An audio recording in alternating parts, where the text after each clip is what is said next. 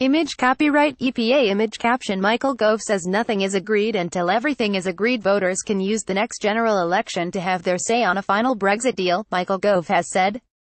The Environment Secretary praised Theresa May's tenacity and skill in securing a last-minute deal to end Phase 1 negotiations on Friday.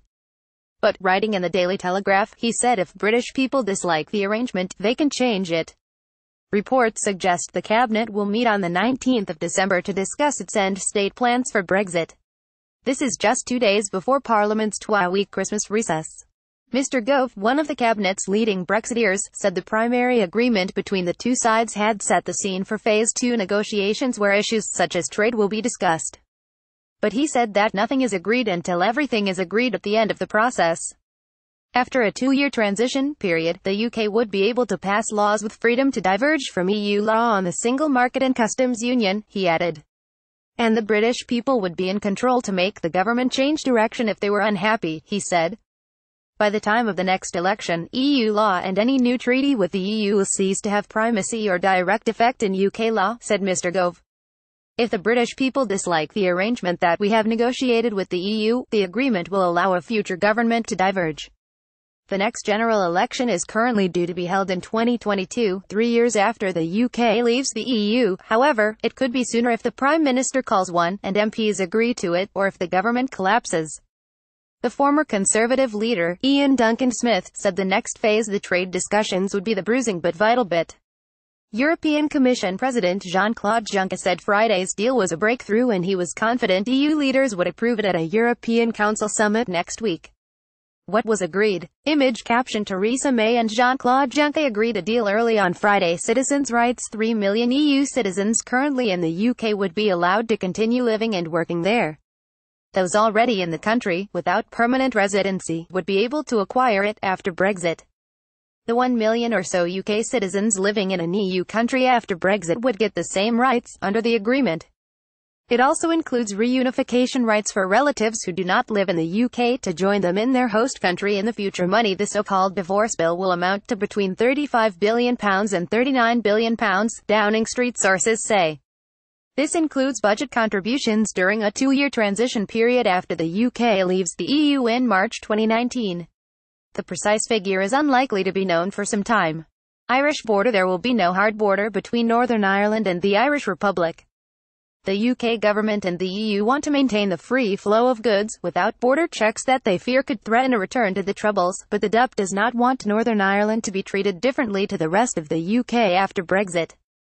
The joint EU-UK document says any future deal must protect North-South cooperation and hold to the UK's guarantee of avoiding a hard border.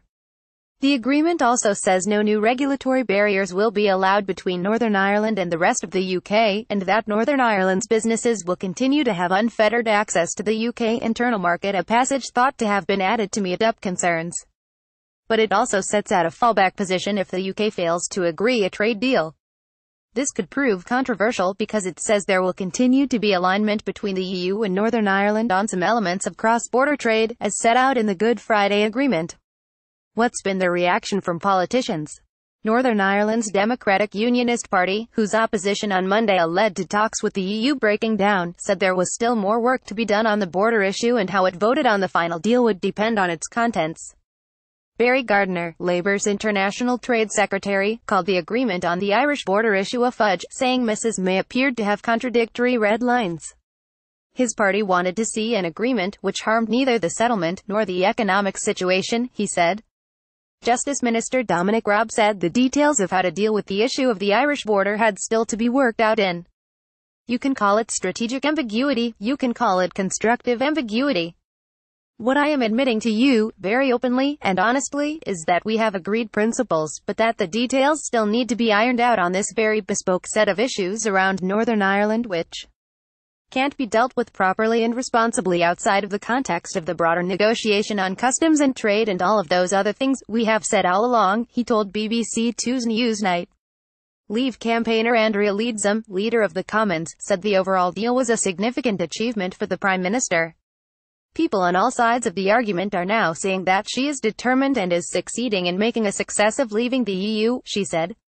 Fellow Leave campaigner Ian Duncan Smith said it had been fascinating to see the EU's reaction after failing to secure a deal in Brussels on Monday. They realized they were staring down the eyes of a no deal, and so they got into action for the first time for many months, and literally drove with the UK government the changes that were necessary to get this thing on track. Why? The EU recognizes that they really do need and want a free trade arrangement with the UK, he told BBC Radio 4's Today programme. Liberal Democrat leader Vince Cable said Mr. Gove wanted to deny the public the right to block a poor deal, and the only way to give people control was for a vote on the terms of the deal, with the option to exit from Brexit. What are others saying? Sir Andrew Can, a former head of UK Trade and Investment, said it was simply not true that the EU had blinked first.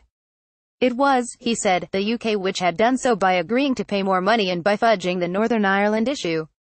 He said the UK had done the easy bit and now it had to decide what sort of arrangement it wanted with the EU, which has not been done yet. On Friday, the EU's chief Brexit negotiator, Michel Barnier, said the UK was closing doors on its future relationship with the EU by laying down red lines in the negotiation, including leaving the customs unions and the single market. They leave the UK with only one way forward. He suggested a free trade agreement on the Canadian model. It is not us, it is the British government, which is indicating these red lines, that is closing certain doors. That is the model we are going to have to work on, he said. What happens now? Media playback is unsupported on your device. Media caption Brexit, what still needs to be worked out? There are plenty of technical details in Friday's agreement that still need to be clarified, which will have to happen in parallel with any discussions about the future. If EU leaders approve the agreement at an EU Council summit next week, talks can then move on to a transition deal to cover a period of up to 2 years after Brexit and the framework for the future relationship. Preliminary discussions about a future trade deal. However, the EU says a deal can only be finalized once the UK has left the EU in March 2019.